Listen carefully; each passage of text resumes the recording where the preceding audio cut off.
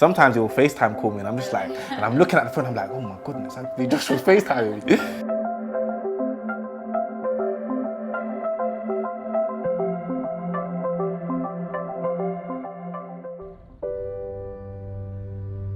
I've lived in London all my life. This is my city. Nigeria is my culture, but England makes me who I am. Where we've grown up, people feel like their circumstances is why they can't make it. We have a really strong brand purpose with Lucozade Sport, and that really is about inspiring and enable people to progress through the power of movement. And off the back of that then came the Made to Move campaign. And as part of that, we have a really clear ambition to get 1 million people moving more by 2020. Michael's story is so rich from a content point of view in terms of, again, he's used sport as a way to really progress himself. So it was nice that we were able to really shine a light on this, matching him up with Anthony, because obviously they're similar backstories. So to be able to bring an elite athlete and a really great coach in Michael together, we thought that we could really then convey that power of movement and inspire the nation, basically, in terms of actually what can be achieved through sport. And it's not just the physical benefits that sport can bring for people, it's also the mental benefits as well. The original brief that sparked this was, let's have a look at a collaboration with our charity partners and see what we can do with them.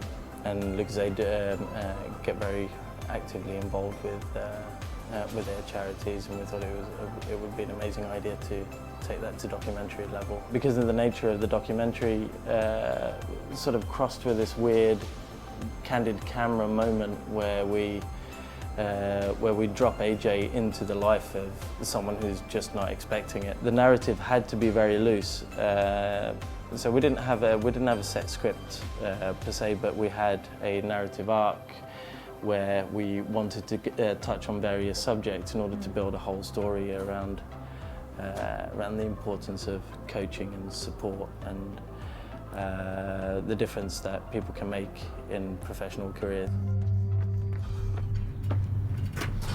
Welcome in the house, brother. Oh my goodness. What are you saying? I'm good. Mics. Even though we was being filmed, I'm not aware to the fact that Anthony Joshua was sitting at my door. So yeah, it was just crazy. Like, I was not expecting that. At the time I was thinking, what are you doing here? How are you inviting me into my own house? Like, what's going on?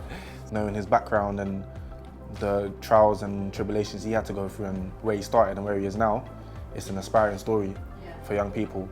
Because of our backgrounds and the similarities we had, us relating to each other was really easy.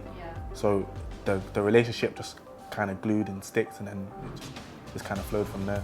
That was one of the main things, is like how do you build a really, really strong bond really, really quickly on a day where they've never met each other, and the whole point was obviously the surprise.